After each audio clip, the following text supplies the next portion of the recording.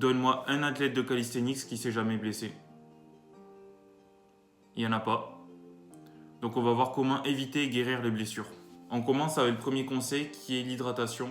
Pour les gros trainings, je conseille 1,5 litre et pour les trainings moyens, 1 litre au minimum. Bien s'hydrater, c'est quoi? Boire régulièrement tout au long de la séance, mais aussi commencer à s'hydrater 1 heure avant la séance. Comme ça, au début de votre séance, vous allez avoir l'énergie nécessaire et limiter le risque de blessure. On continue avec le deuxième conseil qui est l'échauffement. Ça sert à rien de prendre une routine d'échauffement généraliste quelque part sur internet si elle n'est pas adaptée aux exercices que vous allez faire dans votre séance. Donc c'est important d'avoir un échauffement spécifique aux skills qu'on travaille. Si vous faites 2 skills dans une séance, alors vous allez faire 2 échauffements. Si vous les faites en même temps, vous allez faire un échauffement complet pour les deux. Et aussi, il y en a qui ne s'échauffent pas assez. Donc c'est important de s'échauffer suffisamment pour mettre en condition le muscle ou l'articulation.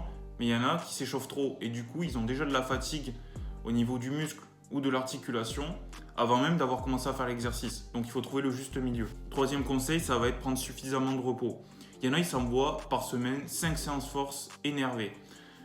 Alors après, il y en a, ils savent ce qu'ils font, donc pas de souci, mais ça peut être un facteur qui crée des blessures. Si vous ne savez pas comment organiser vos séances dans la semaine pour éviter les blessures et bien progresser, un format qui a fait ses preuves, ça va être de s'entraîner 1 jour sur 2.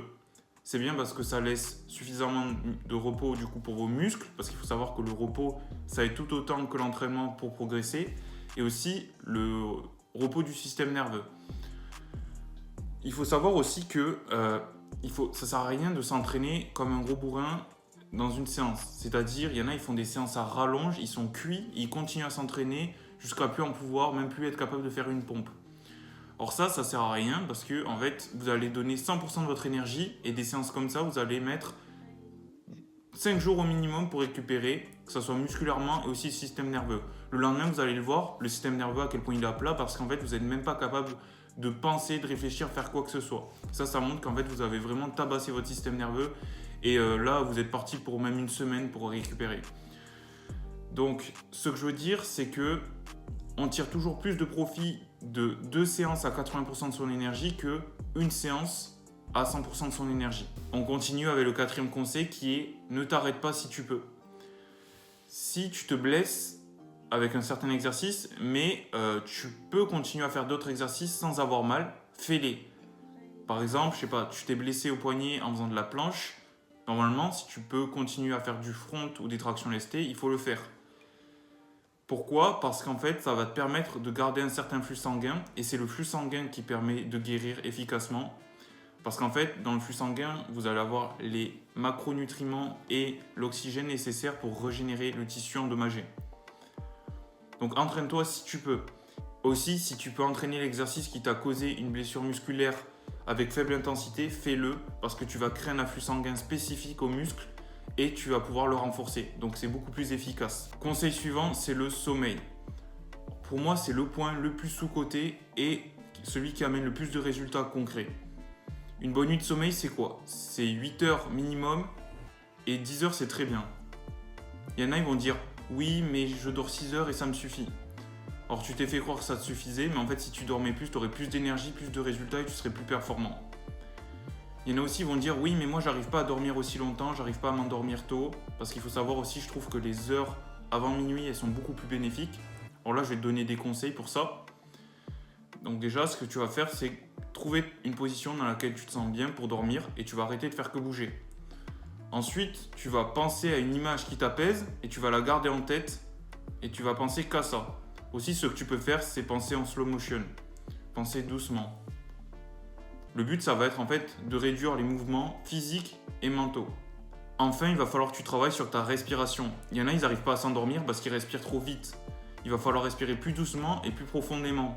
Aussi, chose importante, il ne faut pas respirer avec le buste, mais avec le ventre. Normalement, si tu changes ces 3 points, tu vas dormir beaucoup mieux. Je veux aussi qu'à chaque séance où tu ressens une douleur, une gêne, ou tu te fais une blessure, tu te poses la question suivante. Est-ce que les 2 nuits précédentes, j'ai dormi suffisamment longtemps et avec un sommeil de qualité? Et tu verras que la réponse est quasiment tout le temps non. Et au contraire, si tu fais ta meilleure séance, une séance 10 sur 10 où tu as tes meilleurs perfs, tu te sens avec plein d'énergie, tu te poses la même question et tu verras que la réponse est quasiment tout le temps oui. Donc avant de t'envoyer de gros pré-workout avant tes séances parce que tu es tout le temps fatigué ou consommer du collagène parce que tu as des douleurs articulaires, assure-toi bien d'avoir un sommeil de qualité. On finit avec la nutrition pour limiter et guérir les blessures. Première chose, c'est les oméga 3. C'est possible que vous en consommiez pas assez. Moi, ce que je fais pour ça, l'huile de foie de morue, c'est efficace. Sinon, vous mangez des poissons gras comme saumon, sardines. Aussi, c'est important, la lumière extérieure du soleil. Si vous avez un métier intérieur, ça peut manquer et ça, c'est un gros facteur de blessure aussi. Concernant les douleurs articulaires, le curcuma, c'est vraiment un game changer. Ultra efficace pour réduire les inflammations, je conseille grandement. Si vous n'êtes pas trop fan du curcuma, vous pouvez prendre du curry qui contient pas mal de curcuma. En fait, c'est un mélange d'épices. Et enfin, pour les blessures du style musculaire, surtout pour les contractures, je conseille beaucoup de magnésium. Donc vous pouvez vous complémenter directement. Là, regardez bien quel type de magnésium vous prenez. Prenez un magnésium qui s'assimile bien, parce qu'il y en a qui ne s'assimilent pas trop. Regardez le pourcentage d'assimilation. Et aussi, vous pouvez consommer des aliments qui contiennent beaucoup de magnésium. Donc moi, la banane, je trouve que c'est ultra efficace. Avec ça, vous avez presque aucune blessure musculaire.